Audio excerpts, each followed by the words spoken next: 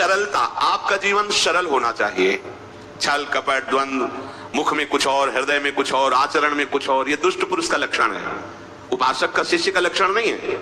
दुष्टता का त्याग करो। हृदय में कुछ और चल रहा है, वाणी से कुछ और बोल रहे हो, आचरण में कुछ और है, ये दुष्ट पुरुष का लक्षण है। साधु पुरुष का जो वाणी में वही, हृदय में वही, आचरण में है, तीनों की मिलान है, वही साधु है, वही उपासक है, वही भक्त है, जिसकी तीनों एक हो। वाणी से जो बोला वही हृदय में है, जो हृदय में वही आचरण में है। यहाँ वाणी से कुछ बोल रहे हैं, हृदय में कुछ चल रहा है, आचरण कुछ और बता रहे हैं, ये ठीक नहीं है। सरलता का तात्पर्य है मन वचन और कर्म, ये तीनों एक होने चाहिए। अहिंसा, वाणी से शरीर से किसी को भी कष्ट ना पहुंचे, ऐसी अंदर धारणा रखो। वो अपने संकल्प विकल्प करके कष्ट भोगे, उसकी बात, हमारे द्वारा किसी को कष्ट ना पहुंचे, ये हमारी धारणा हो। सर्दी गर्मी सुख दुख आदि द्वंद्व हर्ष विषाद आदि जो है, इनको सहना सीखो।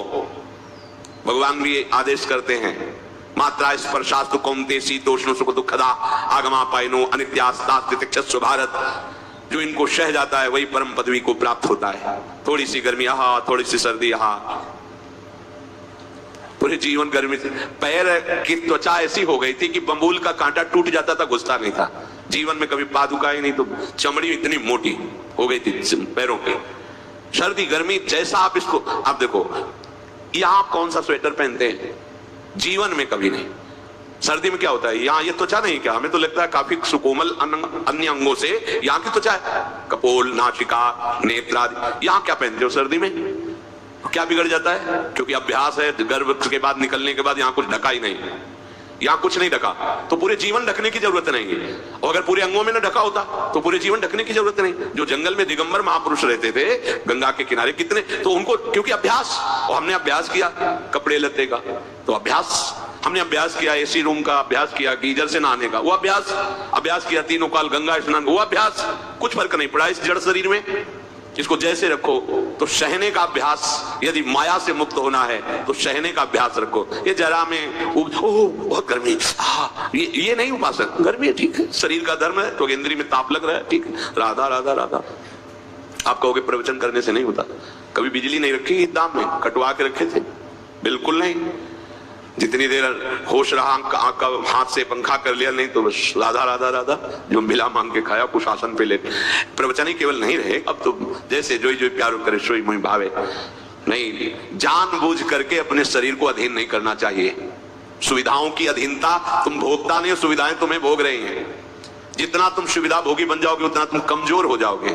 सीधे प्रकृति का वार सहो, तुम महात्मा सुदृढ़ बलवान हो जाओगे। तुम्हारे आगे समर्थ शब्द लग जाएगा। जो प्रकृति के और विकारों के वेगों को सीधे सहता है उसे महात्मा कहते हैं। समात्मा सुदुर्लभा यम ही न व्यत्यन्तेते पुरुषम पुरुषर्षभ सुख दुख समा। जिसका सुख दुख समान भाव, किसी भी वेग की व्यथा से हृदय व्याकुल नहीं होता, वो भगवान को प्राप्त करने का अधिकार प्राप्त कर लेता है। इसलिए सहनशीलता, प्रभु की लीलाओं का श्रवण और प्रभु के नाम का कीर्तन और प्रभु के रूप का ध्यान, ये तीन बातें बहुत जल्दी भगवत प्रेम प्रकट कर देती हैं। ये तीन बातें बहुत जल्दी भगवत प्रेम प्रकट कर देती हैं। प्रभु के अवतार लीला चरित्रों का खूब गायन करे, खूब श्रवण करे।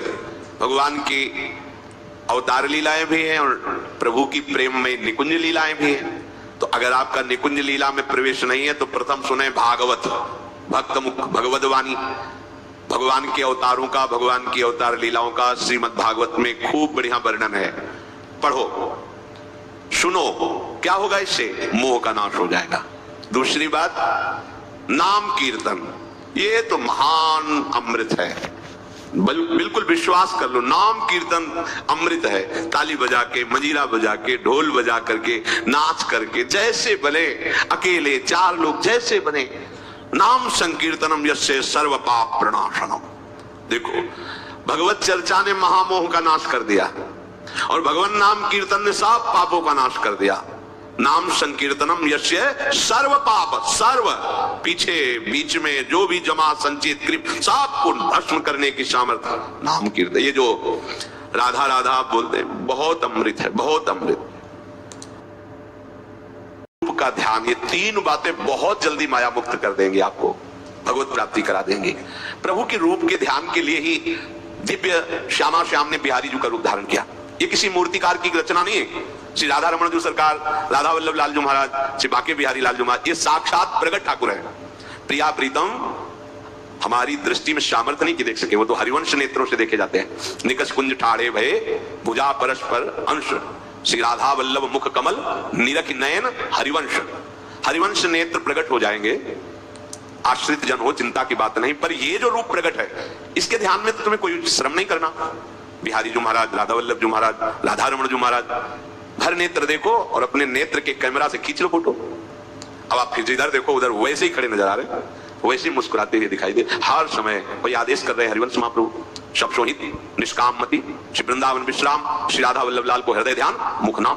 राधा वल्लभ लाल का ध्यान करो और राधा वल्लभ श्री हरिवंश बोलो तो तुम्हारी मति निष्काम हो जाएगी, तुम्हें अखंड वृंदावन वास मिल जाएगा। प्यारी जो तुम्हें प्यारे लगने लगेंगे।